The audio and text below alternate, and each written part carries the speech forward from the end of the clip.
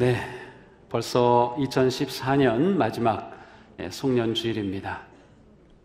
무슨 일이든 시작이 있으면 끝이 있습니다. 이 끝이 있다는 것은 당연한 일이지만, 그러나 막상 끝을 맞이할 때 우리는 굉장히 당황할 때가 있고, 아쉬워할 때가 있고, 때로는 후회할 때도 있습니다. 오늘 우리는 2014년 마지막 주일 예배를 드리면서 지난 한 해를 돌아보게 됩니다. 어떻습니까? 후회스러운가요? 아쉬운가요? 아니면 뿌듯하신가요? 오늘 본문의 말씀은 사도 바울이 하나님 앞에서 자신의 삶을 돌아보면서 그의 전 인생을 돌아보면서 주신 말씀입니다. 그는 나의 달려갈 길을 다 마치고 라고 말합니다. 나의 달려갈 길을 다 마치고. 그는 지금 자신의 인생의 마지막 종점에 가까웠음을 직감하고 있습니다. 그래서 그는 달려오는 인생길을 이제 마칠 때가 되었음을 알고 있습니다. 그런데 이 말씀의 분위기를 보면, 내 인생이 이제 끝날 때가 됐으니까 너무 아쉽다. 조금만 더 살았으면, 좀 더 기회가 있었으면, 그런 분위기가 아니라 굉장히 자신이 살아온 인생에 대해서 감사하고 만족해하는, 그래서 아주 꽉 찬 인생을 살았음을 고백하는 그러한 분위기가 물씬 풍겨나고 있습니다. 그는 내가 달려야 할 길을 달렸다고 말합니다. 내가 살아야 할 인생을 제대로 살아왔다고 고백하고 있습니다. 과연 우리의 고백은 어떤 고백일까요? 내가 마지막 인생을, 그 종착점을 곧 만날 것을 보고 있다고 하면 우리는 인생에 대해 뭐라고 말할 수 있을까요? 사도 바울의 이러한 믿음의 고백의 삶은 믿음으로 살아가는 우리의 삶이 어떠해야 하는가를 잘 말해주고 있습니다. 무엇보다 사도 바울은 때를 알았습니다. 때를 알았습니다. 우리가 믿음으로 산다고 하는 것은 때를 알고 사는 것입니다. 사도 바울은 고백하죠. 나는 이미 부어드리는 제물처럼, 관제처럼 바쳐질 때가 되었고 세상을 떠날 때가 되었습니다. 관제라고 하는 것은 레위기민수기 신명기에 모두 나오는 그러한 단어인데, 이스라엘 백성들이 드리는 제사의 한 방법 가운데 하나입니다. 그래서 제물을 드린 후에 그 제물 위에 포도주를 붓거나 때로는 물을 붓기도 하는 그것을 가리켜서 관제 혹은 전제라고도 부릅니다. 사도 바울은 이러한 제사 방법을 자신의 인생에 빗대어서 나는 그리스도를 위해 내 모든 것을 피를 쏟아 다 부어 바치듯 그 마지막 때가 가까이 왔다라고 이렇게 고백하고 있는 것입니다. 그는 세상을 떠날 기약이 되었다라고 말하고 있는 것이죠. 그는 분명 인생의 때를 알고 있었으며 그 때를 준비하고 있음을 알 수 있습니다. 때를 아는 사람은 그 때를 준비합니다. 사도 바울은 비록 순교를 당하였지만 그 순교는 갑작스러운 죽음이 아니었고 오히려 준비된 죽음이었습니다. 우리가 살아가면서 마지막 인생 죽음을 준비할 수 있다는 것은 굉장히 중요합니다. 그러나 우리는 언제 어떻게 마지막이 올지 모르기 때문에 사실 죽음을 준비한다는 것은 매일매일의 삶 속에서 준비하는 수밖에 없습니다. 그리고 그래야 마땅한 것이죠. 사도 바울은 그의 마지막을 바라보면서 준비된 인생을 살았고, 그는 정말 순교당하는 그 순간에 아낌없이 그의 인생을 하나님 앞에 드릴 수 있었습니다. 인생은 참 짧습니다. 말 그대로 유수처럼 흘러가며 날아가는 인생입니다. 모세는 시편 90편에서 이렇게 인생을 노래하죠. 우리의 연수가 70이요 강건하면 80이라도 그 연수의 자랑은 수고와 슬픔뿐이요 빠르게 지나가니 날아가는 것 같습니다. 120세를 살았던 모세도 그 인생이 너무나도 빨리 날아가는 것처럼 살았다고 합니다. 그렇습니다. 인생은 참 빠릅니다. 시간은 우리를 기다려 주지 않습니다. 우리가 살아가는 인생이 어떻게 보면 너무도 허무해 보입니다. 너무도 짧아 보입니다.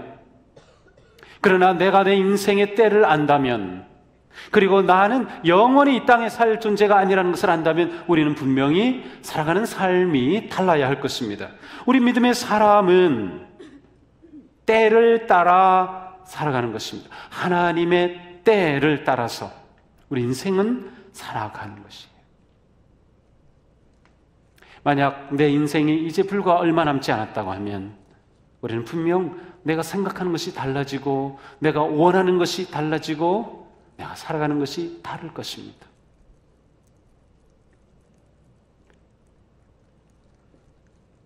인생은 마지막이 있으며 그 때를 알 때 그 인생은 사실은 허무하지 않은 귀한 인생으로 나아갈 수 있는 겁니다.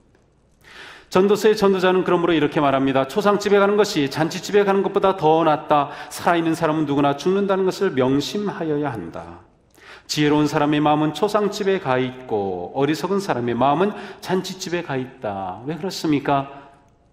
초상집에 가면 내 인생의 때를 생각하게 되기 때문이에요. 인생의 때를 생각하는 사람은 그 삶이 다를 수밖에 없는 것입니다. 인생의 때를 보게 되는 사람은 함부로 살지 않습니다. 인생을 낭비하지 않습니다. 너무나도 내가 살아가는 이 시간이 소중하기 때문입니다. 내게 주신 이 생명이 너무나도 소중하기 때문입니다. 너무나도 아까운 거죠. 그냥 보내기에는. 그러나 우리는 너무나도 종종 잊어버립니다. 내 인생이 영원할 것처럼. 그래서 내게 주신 이 소중한 시간을 헛되게 낭비하는 경우도 너무나도 많습니다.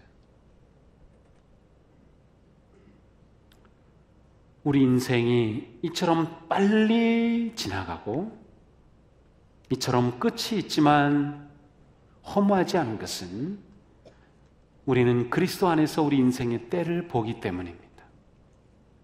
그리스도 안에 있는 사람에게는 영원한 생명의 약속이 있기 때문에 우리의 인생이 마지막이라고 해서 마지막이 아니기 때문입니다.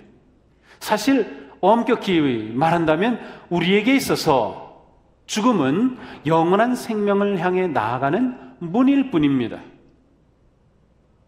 새로운 세계, 영원한 생명의 세계로 들어가기 위한 문을 지나는 것일 뿐입니다.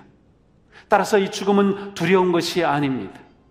이 죽음은 준비될 수 있는 것이며 이 죽음은 하나님의 은총 안에서 영원한 생명을 향한 복의 순간이 될 수도 있는 거죠. 때를 아는 사람, 하나님 안에서 내 인생의 때를 볼 줄 아는 사람, 그리고 그리스도 안에서 내 영원한 생명까지 볼 수 있는 사람, 그 사람은 사도 바울처럼 꽉 찬 인생을 살며 내 인생을 기쁨 가운데 감사함으로 고백할 수 있을 것입니다. 두 번째로 사도 바울은 사명을 알았습니다.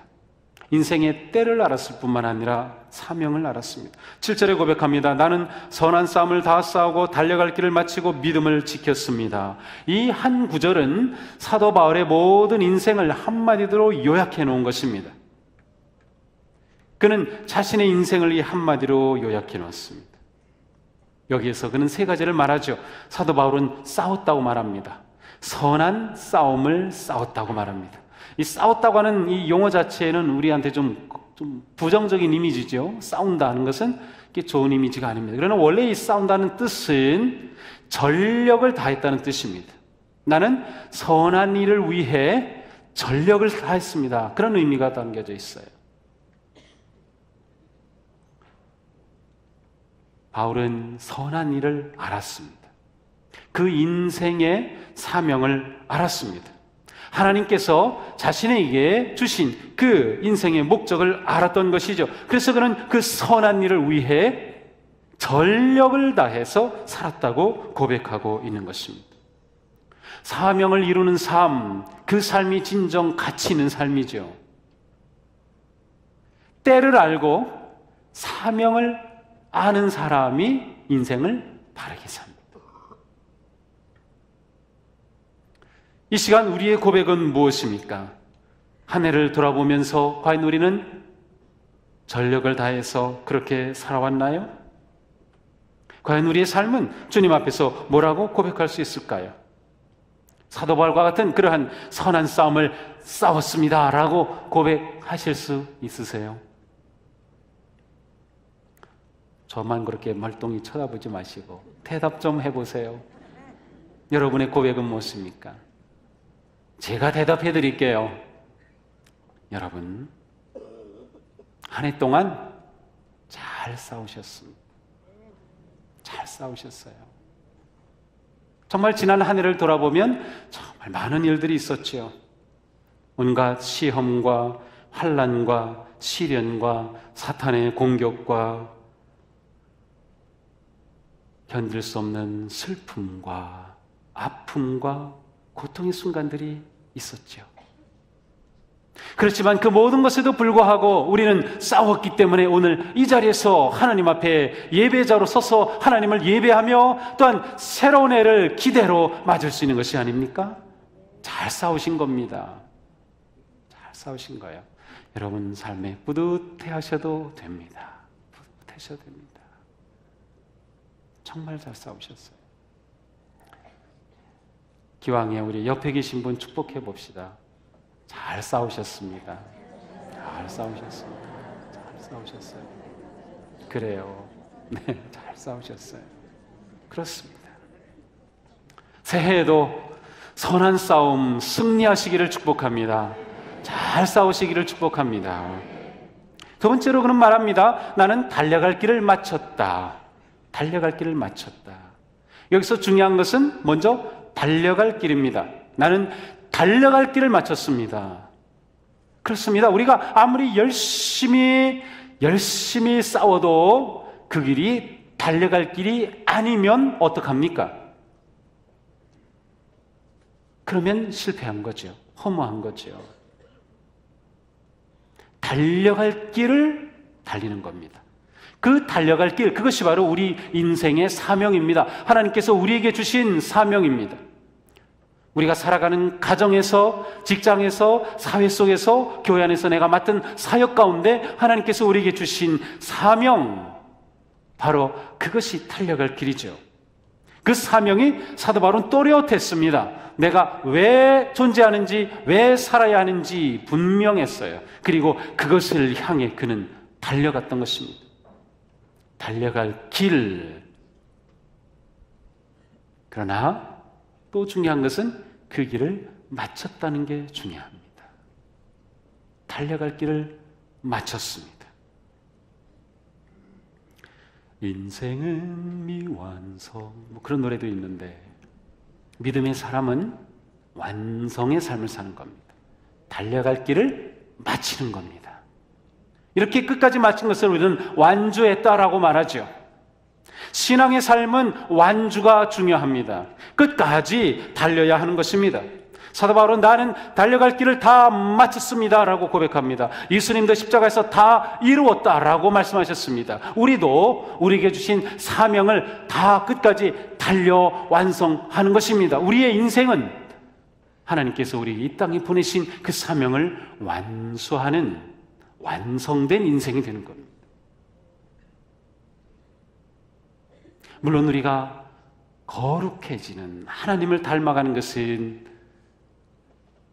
영생의 세계 가운데서 이루어지겠지만 우리가 이 땅에 살아가는 하나님 보내신 사명은 끝까지 달리는 거예요. 그러므로 빨리 달리지 않아도 괜찮습니다. 믿음의 길은 순리의 길이기 때문에 순례는 천천히 땅을 밟으면서 걷는 것입니다. 먼저 갔다고 좋고 늦게 갔다고 좋은 것이 아니라 끝까지 갔다고 하는 것이 중요합니다. 간혹 중간에 포기하는 분들이 있습니다. 올해도 믿음의 길을 함께 출발했는데 안타깝게도 포기한 분들이 더러 있습니다. 이곳에는 우리는 결코 멈추지 말아야 합니다. 끝까지 달리는 것이죠. 사도 바울은 그가 살아온 뒤에 모든 인생을 돌아보면서 나는 하나님께서 내게 주신 사명을 향해 다 달렸다라고 고백하고 있습니다. 세 번째로 그는 믿음을 지켰다고 말합니다. 그는 믿음을 지켜왔어요. 이 시대 우리가 믿음 생활하는 것 가운데 굉장히 중요한 것 하나는 내가 무슨 큰 업적을 남기고 무슨 대단한 일을 하는 것보다도 끝까지 내 믿음을 지키는 것 자체가 굉장히 위대한 일입니다.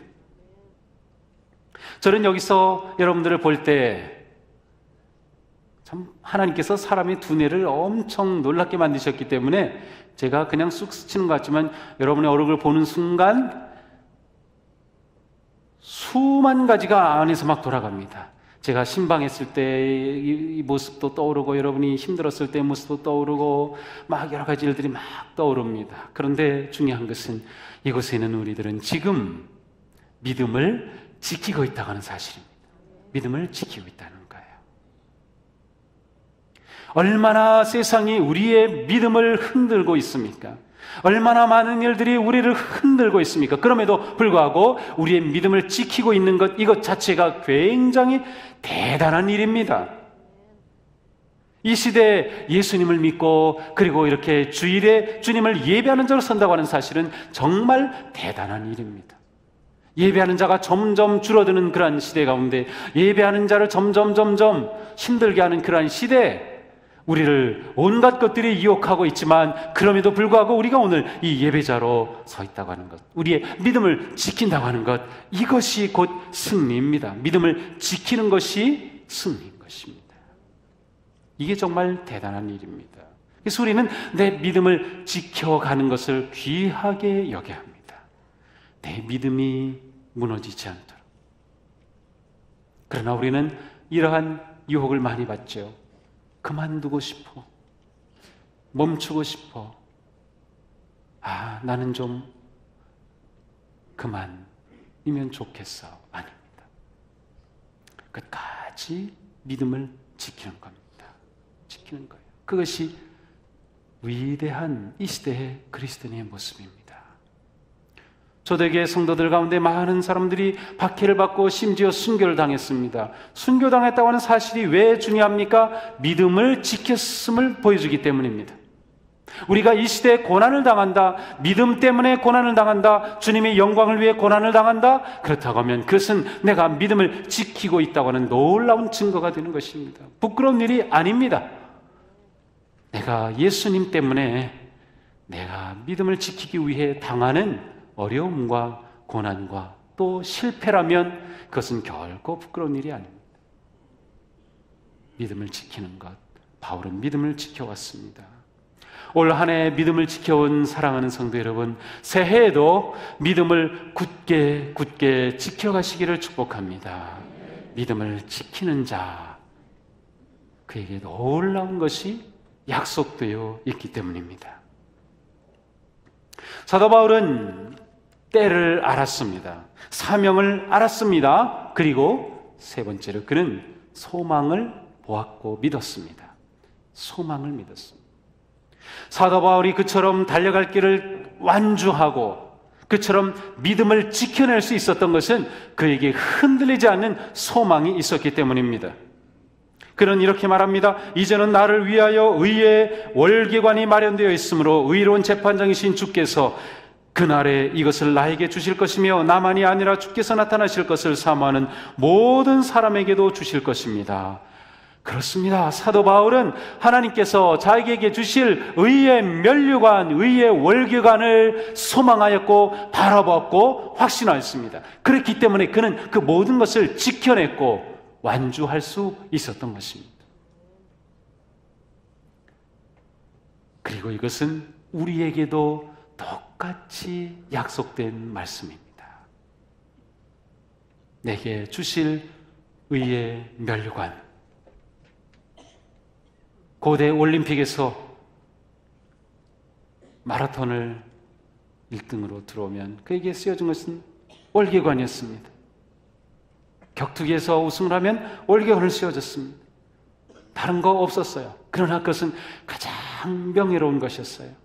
바로 그것을 위해서 모든 것을 바칠 수 있었던 것처럼 하나님은 우리에게 의의 생명의 면류관을 약속해 주셨어요. 그러니 우리는 그것을 보며 모든 것을 견디며 모든 것을 이기며 모든 상황 가운데 믿음을 지켜갈 수 있는 것입니다. 우리 하나님께서 이곳에 계신 우리 모두 위에 의의 면류관을 약속하셨으며 또한 그 면류관을 주실 줄로 믿습니다. 소망을 가지시기 바랍니다. 믿음을 가지고 나가시기 바랍니다. 우리에게 주어질 그 놀라운 상급이 있기 때문입니다. 히브리서 기자는 말씀합니다. 믿음이 없이는 하나님을 기쁘시게 해드릴 수 없습니다. 하나님께 나아가는 사람은 하나님이 계시다는 것과 하나님께서는 자기를 찾는 자들에게 상 주시는 분이심을 믿어야 합니다.